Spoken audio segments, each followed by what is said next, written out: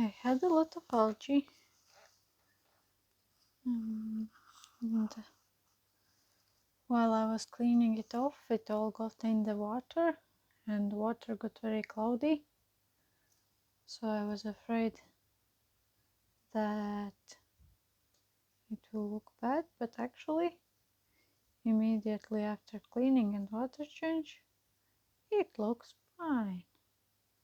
It'll probably grow back in a couple of days, but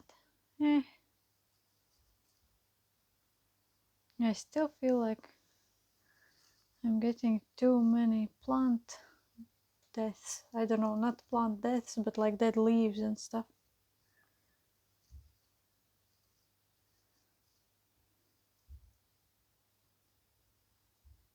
But overall, fish are good.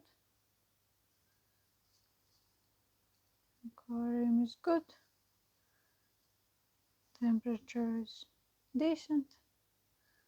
It's not hot anymore, so it's back to something like 24ish Celsius.